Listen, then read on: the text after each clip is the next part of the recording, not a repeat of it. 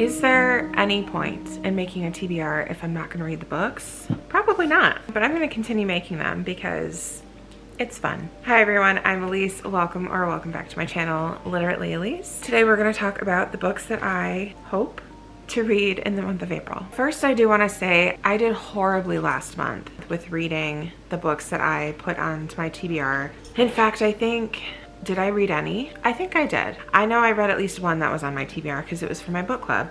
Other than that, I don't know. And I blame Sarah J. Maas because she came out with her ACOTAR 6 and 7 announcement. So naturally, the Maasverse took over my life. For those of you living under a rock, the next ACOTAR book is coming out at the end of October. And of course, because it is a multiverse, it's helpful to have read all the books in all the series that she has. I've only read ACOTAR. So I decided I needed to read Throne of Glass, reread ACOTAR, and read Crescent City. Technically, I had already started Throne of Glass.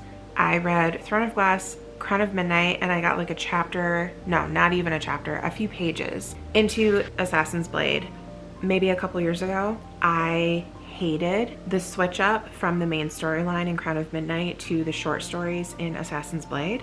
I'm like, why do people do this to themselves? Why do they read it in this order? So I restarted the series, and I am vlogging it. Full spoilers. I restarted it and I started with Assassin's Blade and I liked it so much better. I know it's personal preference and I'm sure it has a lot to do with your personality and how you prefer to receive information. I'm very particular and I prefer to receive information in chronological order, which is what you get when you read Assassin's Blade first.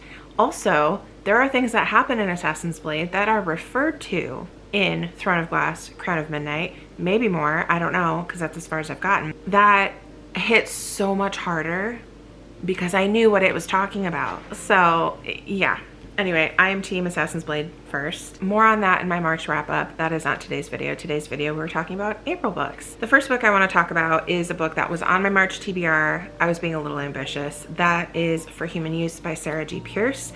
This is the April book club pick for my science fiction book club, Libernauts. I wanted to start reading my book picks a month ahead of time. It didn't work out. Main reason was because I didn't like my March book club pick. So I didn't finish it until the day before book club, as per usual. But anyway, I will be reading this one in April. It sounds really good. It doesn't have great ratings right now, but I think that's because it's weird. It's weird. It's about a dating app for humans, but you get matched with dead bodies. The live show for this is going to be April 28th, 7 p.m. Eastern, right here on YouTube with my friend Elizabeth of Reading Riley. Next, I have a couple library books. First one, oh goodness, my hair. This is what happens when I sleep on clean hair, but I don't want to straighten it because honestly, this is the most body my hair has had, and I couldn't tell you how long. It's probably mostly frizzed, but I'm delusional. Superfan by Jenny Tingwei Zhang. What is this one about? I've had this one checked out from the library for so long. It was, I think, an Aardvark book club pick a couple months ago, and it sounded really good, but I didn't want to spend the money on it, so I was like, I'll get it from the library. I think it's about like being a super fan for like a boy band or something. Freshman Minnie is adrift at college in Austin, Texas. I don't have my microphone. Well, hopefully the audio is okay. When she discovers a boy band called Hourglass and the online forums that worship them.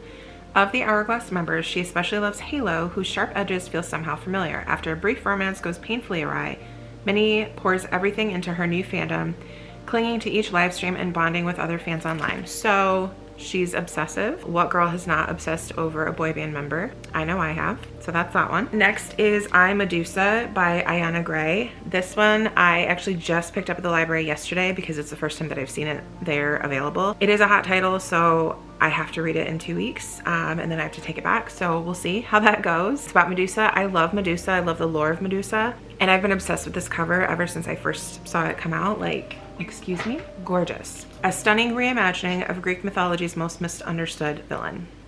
And that's kind of all I really want to know about that. Next is a book that I will be vlogging my experience reading. The reason I'm going to vlog it is because I have heard it's crazy. I discovered it after I read Blackthorn by J.T. Geisinger, which I read in March, so you will hear more about that in my March wrap up. But that is Innamorata by Ava Reed. There are teeth all over this book. There's a tooth right here. There's teeth on the sprayed edges.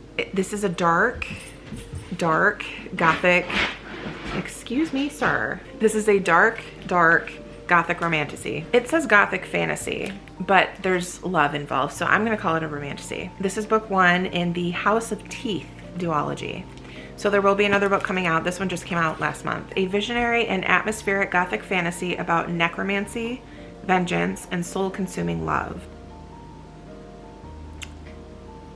I've read a couple reviews for this, and it sounds crazy.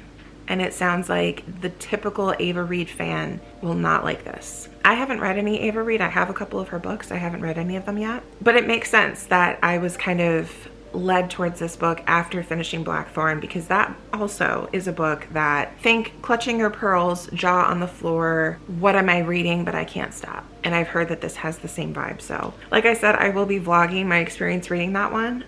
So I'm excited.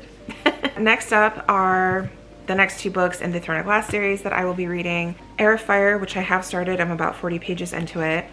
And Queen of Shadows. Maybe I'll get through more. I don't know. It depends on how fast I move through these. I've been moving through them a little bit slower. Assassin's Blade I read in a couple days. Throne of Glass was like a few days. Crown of Midnight was like a couple weeks. And it's not because I had already read them before, because I honestly, there were a couple things that I remembered happening. Otherwise it was like reading them for the first time. I didn't remember anything that was happening, which I'm glad. I'm glad it worked out that way. But yeah, I don't know why I'm moving more slowly through these. Like I said, I have started this one, but I started it at least a week ago, if not more. It's not because I'm not enjoying them. I am. I don't know. So anyways, that's why I'm only putting these 2 on there. Obviously Empire Storms and Tower of Dawn, I will be doing the tandem read. And then Kingdom of Ash. So maybe like next month I'll do those 2, and then the month following, what months would those be? So May I'll do the tandem, June I'll do Kingdom of Ash, and then I'll jump into ACOTAR. No, I need to read faster than that if I want to have everything read by October, especially because the baby comes in August, and I'm assuming that second half of August I'm probably not going to read a whole lot. 2 more that I have. I'm not going to draw from my little book mug this month just because I had so many that I really wanted to read. March I was able to read 10 books, so I'm assuming that that's probably going to be about how many I can read each month between juggling my side hustle stuff, the kids, and obviously the new baby on the way. So my energy levels are kind of waxing and waning constantly. And how many books is this? 2, 4, 6, 7, 8. So that's only 8. So I could technically pick 2 more, but I do want to leave room for mood reading because I'm a big mood reader. And I think that was kind of the other issue with March, is Throne of Glass taking over my life, but also mood reading. I am reading a couple other books as well, one for fun, one's for a vlog. So I do need to keep room for those as well. So it's fine. I'm just going to talk about 8 books today. The next is The Story Might Save Your Life by Tiffany Crum. I was invited by Gwen of Gwendolyn Kinzinger, Lavender Mud over on Instagram. Her book club, the Night Owl Book Club, this is their April book club pick. She invited me to be a co-host, and I of course said yes. So we will be reading this one. I think I've only heard Gabby talk about this one. From what I recall, she really liked it. Oh, hello, bookmarks. Best friends Benny and Joy like to say they've been saving each other's lives since the moment they met, until the day Joy disappears and Benny is suspected of her murder. Yikes. Thought I just saw the word podcast. Let's see. Yeah, Benny and Joy host one of the most beloved podcasts in the world. Survival story, gleefully finding the weird, life-affirming humor in near-death experiences. Okay, that does make me a little nervous, only because I typically don't enjoy podcast elements in books, but I'm gonna go into this optimistically. So I know there's 2 friends, one disappears, one is a suspect in a murder. Wait, so is she dead or she disappeared? Are we gonna find her again? I don't know. Why am I asking you? You probably don't know either. And if you do, I can't hear you. And the last book that I will be reading in the month of April that I'm very excited about is the new Abby Jimenez, The Night We Met. I've not read her backlist, but I have read the Part of Your World trilogy, and then I read Say You'll Remember Me. I've given all of those books 5 stars. I'm so excited for this one. The trope is boyfriend's best friend. I'm very curious how that's going to work out. Gorgeous edition, love it. And I was able to get a signed one. So my first signed one by her. Okay, so those are all the books that I really hope to get to in the month of April. Like I said, I am a mood reader. Life happens. May not get to all of these, and there's definitely going to be books not on this list that I do end up reading. We'll reconvene next month and find out what I did actually end up reading. Let me know in the comments below if you've already read any of these, what you thought, and also let me know what your top priorities are for the month of April. Thank you so much for watching and being here. I do appreciate it. Please remember to like and subscribe, and until next time, bye.